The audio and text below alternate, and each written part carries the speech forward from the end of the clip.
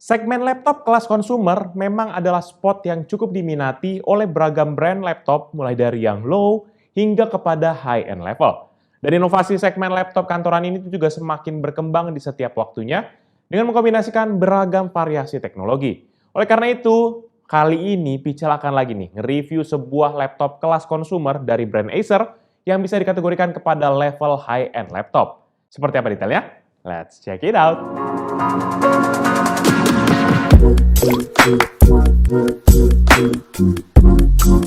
Halo guys, balik lagi bersama Pichel dan kali ini Pichel akan bahas lagi sebuah laptop yaitu Acer Swift 3 Infinity 4 dengan kode SF31451756H.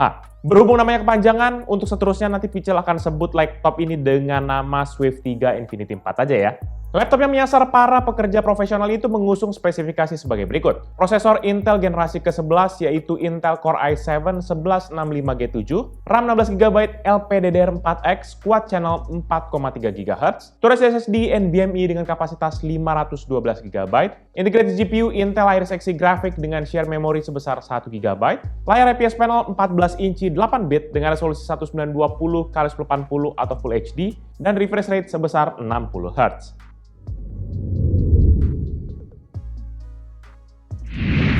Bicara soal desain, Pichel nggak bisa kasih komen yang gimana-gimana. Soalnya desainnya itu udah umum banget buat laptop kelas konsumer. Tapi untungnya laptop ini tuh tertolong dengan warna bodinya dan juga build quality-nya. Hadir dengan kode warna steam blue, laptop yang memiliki desain simple ini tuh jadi terlihat good looking sekaligus stylish. Warnanya kalem dan Pichel rasa cocok banget nih dipakai berbagai kalangan. Jadi nggak hanya untuk orang kantoran, teman-teman mahasiswa, atau adik-adiknya yang masih sekolah, ini semua masih oke aja mempergunakan laptop ini. Dan untuk build quality laptop ini juga mempergunakan bahan aluminium alloy setebal 15,9 mm untuk bagian display panel dan juga area keyboard beserta palm rest-nya. Sementara di sisi bawah, laptop ini hanya menggunakan bahan plastik yang cukup tebal dan ya masih relatif oke lah secara durabilitas. Tapi lagi-lagi, flex masih sangat terasa di sisi luar dan juga dalamnya. Dan sebagai bagian dari desain bodinya, hampir semua sudut bodi laptop dibuat lebih curve meskipun tidak menghilangkan sifat tegasnya. Jadi penampilan laptop ini tuh memiliki gabungan antara firm, tegas, dan juga tetap elegan. Sekarang kita akan cek perintilan-perintilannya. Mulai dari display covernya ini terdapat sebuah logo Acer berwarna silver dengan glossy finish yang terlihat sangat kontras dengan warna laptopnya. Lanjut ke bagian dalam, pada sisi ini didominasi oleh dua warna utama, yaitu warna hitam pada bezel layar dan juga keyboardnya, dan biru gelap pada bagian bodinya. Untuk dimensinya sendiri, laptop ini memiliki ukuran 32,3 x 21,2 cm dengan ketebalan 1,6 cm. Sementara bobotnya sendiri itu sekitar 1,2 kg, jadi masih tergolong tipis dan juga ringan sih ini. Apalagi mengingat ini tuh bodinya mayoritas kan dari metal ya. Terakhir di bagian desain yaitu port input dan juga outputnya yang terletak di sisi kiri dan kanan dari laptop. Untuk di sisi kiri terdapat charging port, satu port Thunderbolt 4 dengan fitur USB-C power delivery, satu port Full HDMI 2.0A, satu port USB Type-A 3.1 Gen 2 dengan fitur sleep and charge. Sedangkan di sisi kanan terdapat satu port combo audio 3,5 mm, satu port USB Type-A 3.1 Gen 2, dua buah LED indikator untuk charging dan juga power status, dan juga Kensington lock. Kalau dari segi teknologi, port yang disediakan di laptop ini sih menurut Pichel sudah up to date. Cuma kalau dari sisi kuantitas kok kayaknya Acer kayak agak pelit gitu ya ngasih portnya. Ya di sisi lain Pichel mengerti, bisa jadi ini dibuat biar laptopnya tetap slim. Tapi ya udahlah ya, nggak apa-apa, toh udah ada Thunderbolt 4. Jadi ya at least bisa pakai konverter-konverter lah ya.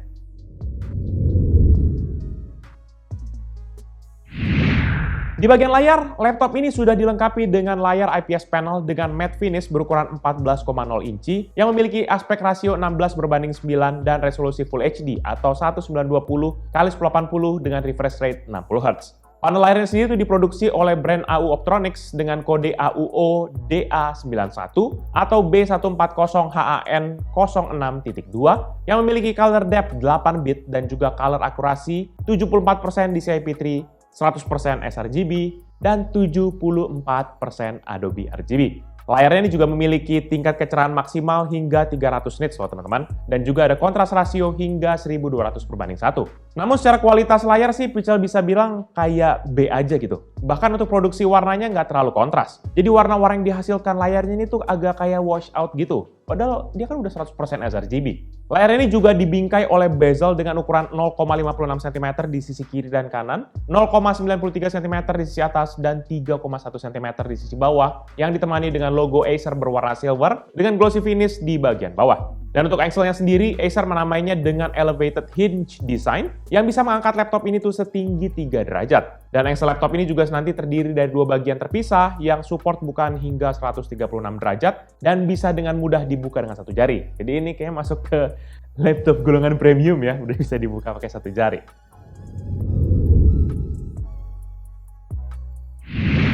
Lanjut di bagian input device, laptop ini memiliki setidaknya 3 jenis input device. Yang pertama adalah keyboardnya, di mana secara visual ini tidak ada yang terlalu spesial dengan keyboard pada laptop ini. Dengan cap berwarna hitam dan juga font berwarna putih, keyboardnya ini tuh memang terlihat kontras dengan latar belakang biru pada bagian palm rest-nya. Secara kontrasnya tuh memang sebenarnya masih enak ya untuk dilihat. Keyboardnya ini juga sudah dilengkapi dengan backlight berwarna putih yang hanya memiliki 2 tingkat kecerahan saja, jadi cuma kayak on dan off doang gitu, yang bisa kita aktifkan melalui tombol F8. Keyboardnya sendiri juga berjenis chiclet yang memang memiliki keycap disk yang cukup pas di ujung-ujung jari kita. Dan memang travel distance-nya sendiri pada waktu Pical cek tergolong memang cukup pendek, jadi memang feel mengetiknya terasa lebih tactile dan memang suara yang dihasilkan cukup senyap. Buat yang penasaran, berikut ini merupakan contoh suara dari feedback keyboard Acer Swift 3 Infinity 4.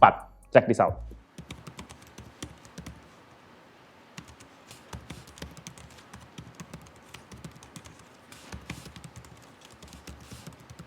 Beralih ke touchpad, bentuknya ini sendiri tuh bisa bilang cukup standar ya, layaknya touchpad pada umumnya. Dan secara ukuran ini tuh memiliki ukuran 10,6 x 6,1 cm dan memang tidak ada tombol klik kanan serta klik kiri yang terpisah. Secara peletakan pun touchpadnya ini tuh berada agak menjorok ke kiri. Dan kalau misalnya secara coraknya ini more or less hampir sama dengan palm rest-nya. Dan untuk urusan fitur, memang touchpadnya sudah ada smart gesture juga yang disematkan pada laptop ini. Tapi kalau misalnya memang rasa agak ganggu gitu touchpadnya, kita bisa matiin aja mempergunakan tombol F7. Dan secara feeling pemakaian touchpadnya, untuk klik kiri dan klik kanan touchpadnya ini sih tergolong cukup hening. Feelingnya sih memang sebenarnya nggak ada yang terlalu spesial, layaknya touchpad aja pada umumnya. Dan buat yang penasaran lagi, berikut ini merupakan contoh suara feedback dari touchpad Acer Swift 3 Infinity 4.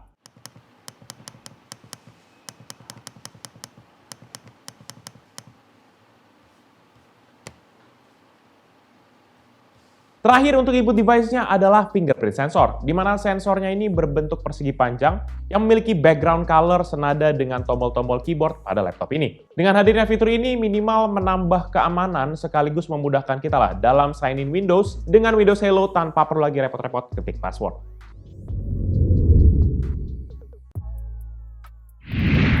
Laptop Acer Swift 3 Infinity 4 ini sendiri tuh merupakan salah satu laptop Acer yang sudah tersertifikasi Intel Evo. Sehingga bisa dipastikan laptop ini memiliki desain yang compact, dilengkapi dengan prosesor yang terbilang cukup baru, yaitu Intel Core i7 1165G7 dengan codename Tiger Lake UP3 dan arsitektur 10 nanometer. Total inti prosesor ini sendiri adalah 8 inti dengan 4 inti fisik dan juga 4 inti virtual, serta TDP sebesar 28 Watt. Selanjutnya untuk base frekuensi prosesornya sendiri ini ada di 2,8 GHz dan memang bisa diturbo boost hingga ke 4,7 GHz. Dan seperti yang sudah Pical sebutkan tadi, bahwa laptop ini sudah mendapatkan sertifikasi Intel Evo. Jadi memang laptop ini sudah memiliki beberapa mode performa gitu ya, kayak misalnya mode standar, mode performa, dan juga mode silent. Nanti kalau misalnya teman-teman mau pilih, kita bisa aja pergunakan dengan shortcut Fn dan juga F untuk ubah modenya.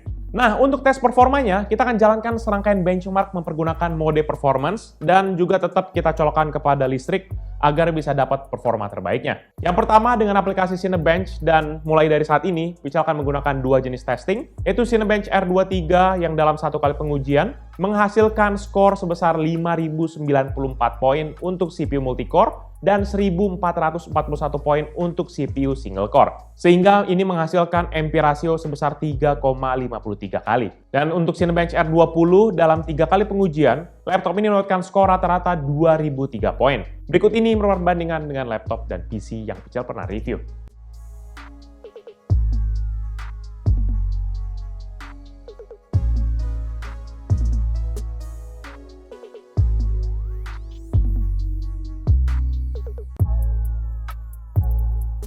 Selanjutnya untuk tes rendering BMW di aplikasi Blender, laptop ini dapat menyelesaikan satu frame dalam 3 kali pengujian dengan waktu rata-rata 7 menit 39 detik untuk CPU tes dan 9 menit 27 detik untuk GPU tes. Berikut ini merupakan perbandingan dengan laptop dan PC yang Pical pernah review.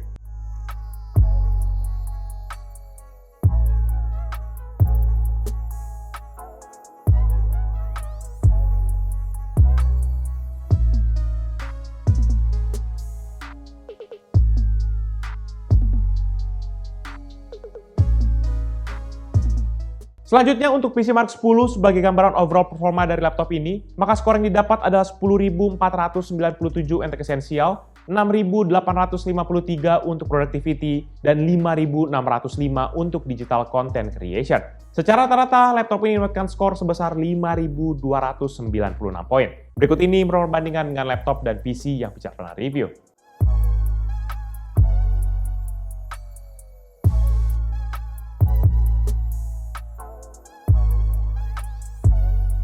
Di bagian grafis, laptop ini hanya menggunakan integrated GPU yaitu Intel Iris Xe Graphics dengan sharing memori default sebesar 1 GB yang akan menyesuaikan tergantung dengan kebutuhan. Untuk melihat performa GPU-nya, kita akan jalankan 3D Mark x Pi dan hasilnya untuk grafik mendapatkan skor 1658 dan CPU skor sebesar 4648 poin.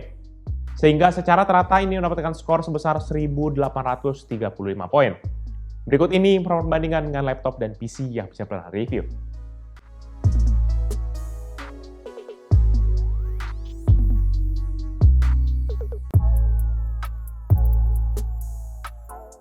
Selanjutnya kita langsung tes, mempergunakan serangkaian game seperti biasa. Walaupun memang dalam performance mode, tapi mengingat laptop ini tidak dilengkapi dengan discrete GPU, Pical akan tes mempergunakan beragam setting untuk mendapatkan average frame rate minimal ya di 60 fps. Dan gak lupa juga, laptop ini tetap Pical hubungkan kepada arus listrik biar lebih jos performanya. Yang pertama, GTA 5 dengan native resolution atau 1920x1080 dengan setting normal, average frame rate di 61,2 dengan maksimum 91,8 dan minimum 41,6 fps. Untuk CSGO dengan native resolution dan juga setting medium, average frame rate di 63,7 dengan maksimum 82,7 dan minimum 29,8 fps. Untuk Dota 2 dengan native resolution dan juga setting best looking, average frame rate di 69,9 dengan maksimum 98,5 dan minimum 32,8 fps. Untuk The Sims 4 dengan native resolution dan juga setting high, average frame rate di 94,0 dengan maksimum 112,8 dan minimum 58,3 fps. Untuk FIFA 22 dengan native resolution dan juga setting high, average frame rate di 74,5 dengan maksimum 83,6 dan minimum 26,5 fps. Untuk Need for Speed Heat dengan native resolution dan juga setting low, average frame rate di 27,9 dengan maksimum 37,7 dan minimum 17,3 fps. Dan terakhir untuk Genshin Impact dengan native resolution dan juga setting low, average frame rate di 51,1 dengan maksimum 61,9 dan minimum 27,3 fps. Selanjutnya di tes rendering, Pical jalankan Adobe Premiere mempergunakan Pical Premiere Benchmark. Dan hasilnya, laptop ini berhasil merender project 15 klip 4K dengan format H264 dan juga preset high quality 4K dalam waktu 3 menit 58 detik. Berikut ini perbandingan dengan laptop dan PC yang Pical pernah review.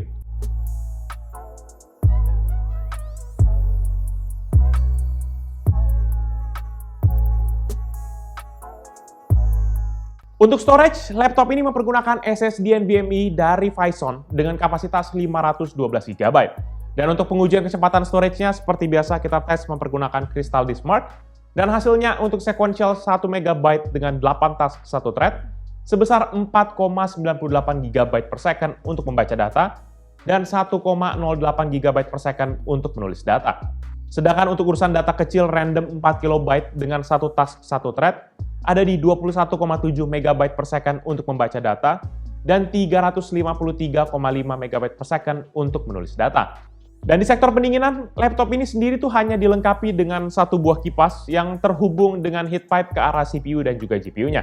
Udara segar nanti akan masuk dari bagian bawah laptop dan udara panas akan dibuang melalui area engsel layar.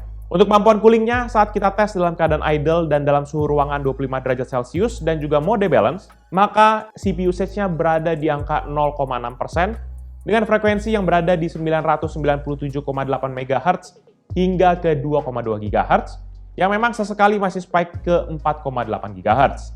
Untuk daya yang dipergunakan sendiri ini berada di rata-rata 1,5 Watt dan suhu di rata-rata 38 derajat Celcius. Saat kita stress test dengan Ryzen 4, maka frekuensi prosesornya langsung naik ke level 4,8 GHz dan juga peak powernya hingga 33,5 Watt dan suhu inti hingga menyentuh 98 derajat Celcius. Peak performance-nya nanti itu hanya bisa bertahan ya kurang dari semenit aja. Dan kemudian dayanya langsung drop ke 26 Watt dan suhu di rata-rata 95 derajat Celcius. Sedangkan untuk frekuensinya sendiri masih naik turun dari 2,7 hingga ke 3,2 GHz. Dan setelah ngomongin internalnya, kita akan bahas untuk temperatur bodi laptopnya. Dan dalam kondisi stress test, maka untuk area keyboard ini memiliki panas rata-rata di 44 derajat Celcius, dengan titik terpanas di 50 derajat dan juga terendah di 33 derajat Celcius. Sedangkan di bagian bawah laptop, di tengahnya ini nanti memiliki panas rata-rata 42 derajat dengan titik tertinggi di 54 derajat dan terendah di 26 derajat Celcius. Jadi catatan ya teman-teman, jangan coba-coba pangku laptop ini kalau sedang dalam full load, biar nggak kebakar. Untuk urusan performa sih jujur aja ya, Pichel agak terkejut. Karena biasanya laptop dengan single GPU kayak gini ya, apalagi integrated gitu ya, kalau digeber maka hasilnya kayak sekedarnya aja gitu. Tapi ya untuk laptop ini dan juga memang dengan adanya sertifikasi Intel Evo, menjadikan hasil benchmark ini lumayan tinggi untuk laptop-laptop kelas konsumer. Kalau buat kita yang memang pemakaiannya mayoritas di editing juga sebenarnya sih kebantu banget nih. Kelihatan banget dari kecepatan rendering Premiere-nya aja udah kayak berasa ngebut banget, bahkan kalau disandingkan dengan yang discrete grafik gitu loh. Jadi kalau emang kita cuma sekedar urusan kantor atau apalagi pemakaian casual, maka laptop ini udah jauh di atas dari kata cukup. Karena secara performa sudah di atas rata-rata dari laptop konsumer lainnya. Mantap!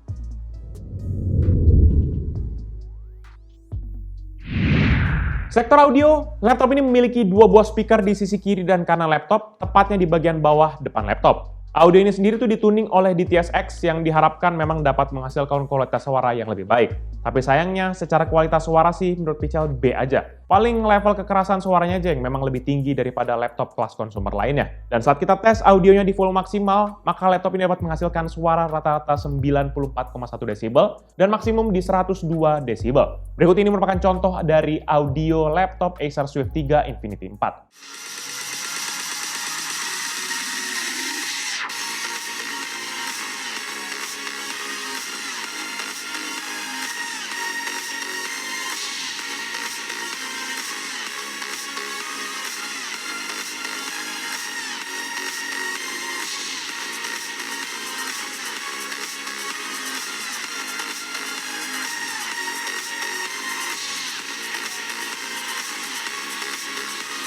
Urusan webcam, laptop ini dilengkapi dengan webcam yang memiliki resolusi 0,9 megapiksel yang dapat merekam video HD 720p 30 fps atau foto sebesar 1280 x 720 piksel. Akan ada LED indikator berwarna hijau di sisi kiri dari webcam. Tapi sayangnya tidak ada privacy cover baik secara fisik ataupun digital yang bisa dipergunakan. Palingan hanya ada tombol mute aja untuk mikrofon yang memang bisa diaktifkan dengan menekan tombol F12 pada keyboardnya. Sementara dari segi kualitas gambarnya ini tergolong normal, baik urusan warna ataupun mungkin tingkat kecerahan. Dengan catatan keadaan sekitar kita memang harus dalam keadaan yang terang benderang gitu. Dan kalau dalam keadaan yang kurang cahaya, maka noise akan semakin lebih jelas terlihat. Buat yang penasaran, berikut ini merupakan contoh hasil video dari webcam Acer Swift 3 Infinity 4. Jadi dia merupakan video dari webcam laptop Acer Swift 3 Infinity 4 SF314511756H. Teman-teman bisa lihat, nggak tahu ya, karena Pichel pakai jaket merah, tapi kok kayak mukanya agak-agak sedikit merah. Dan ini ada lampu sebenarnya di depan Pichel, dan teman-teman bisa lihat ini masih ada noise-nya berasa di sini, dan juga nih lihat di horden juga banyak noise. Namun sebenarnya kalau buat kita pakai kayak normal-normal doang, kayak buat kelas online ataupun kuliah ataupun kerja gitu, kayaknya ini masih relatif oke. Dan untuk suara ada dua mikrofon di bagian atas yang sebagai mikrofonnya, jadi semoga suaranya bagus. Dan untuk urusan koneksi, laptop ini sendiri juga sudah dilengkapi dengan Wi-Fi dari Intel, yaitu Intel Wi-Fi 6 AX201 yang support dual frekuensi, yaitu 2,4 dan juga 5 GHz. Dan ini juga dilengkapi juga dengan Bluetooth versi 5.2 di dalam Wi-Fi chipnya.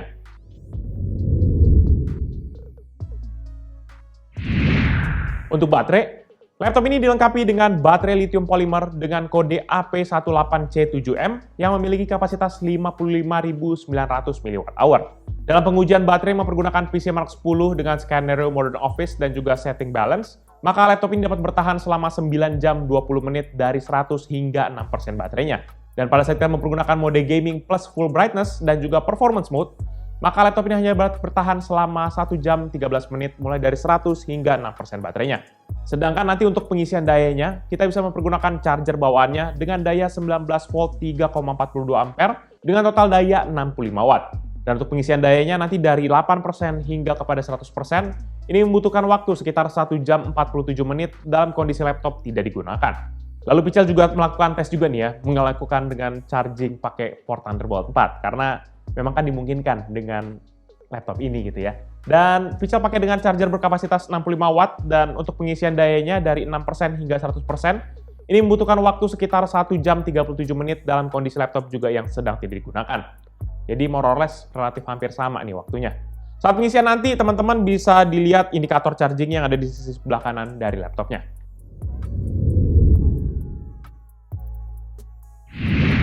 Terakhir untuk urusan upgrade, laptop ini termasuk tipe yang minim dari sisi upgradability-nya. Untuk memori saat ini RAM yang ada tuh semuanya sudah terintegrasi kepada motherboard-nya, sehingga nggak ada lagi opsi untuk meningkatkan RAM-nya. Nah, sedangkan untuk storage-nya, saat ini kan sudah terpasang nih satu keping M2 NVMe dengan ukuran 2280 atau yang paling panjang, yang memiliki kapasitas 512 GB. Oleh karena itu, opsi upgrade kita tuh hanya bisa mengganti dengan kapasitas yang lebih tinggi. Selebihnya nggak ada lagi opsi upgrade untuk laptop ini. Overall, menurut pendapat pribadi Pichel, laptop Acer Swift 3 Infinity 4 SF314511756H ini merupakan sebuah laptop jenis kantoran yang bisa menjadi all-around laptop untuk menemani aktivitas keseharian kita. Laptop setipis dan juga seringan ini ternyata menyimpan kemampuan yang cukup mumpuni hampir di segala bidang. Jadi kalau diajak ngedesain bisa, main game masih oke, apalagi kalau mungkin cuma sekedar urusan kantoran aja. Aman lah pastinya. Cuma sayang aja, klaim 100% sRGB untuk layarnya ini sendiri masih kayak gimana ya, kayak agak nanggung gitu. Karena seperti yang udah Pichel jelaskan tadi, produksi warnanya memang ya harusnya 100% sRGB, harusnya akurat gitu ya. Namun ini kayak kurang gimana gitu. Dan buat yang bertanya soal harga, laptop ini sendiri tuh dibanderol dengan harga 12 jutaan untuk model prosesor Intel Core i5 yang 1135G7. Atau buat yang model yang Pichel review kali ini, itu tuh di 14,6 juta untuk varian yang Core i7. Harga yang tergolong masih wajar lah untuk spesifikasi seperti ini dan juga compactnya seperti ini. Jadi buat teman-teman yang mungkin berminat dengan produk ini atau mau cek produknya, bisa cek nanti di description yang Pichel akan cantumkan di bawah ini. Jangan lupa juga untuk like dan share video ini, plus juga kunjungi sosial media kita seperti Facebook, Twitter, Instagram, TikTok, Hello, dan website kita, yaitu pichelmediagroup.com. Dan jangan lupa juga teman-teman kunjungi YouTube channel kita yang bahas soal game, yaitu Pichel Main Game, ataupun channel satu lagi yang meliput cerita di belakang layar dari Pichel, yaitu PMG Fans. Jadi itu dia video dari Pichel kali ini. Thank you guys for watching. I'll see you in the next video. Bye-bye. Okay. Nice.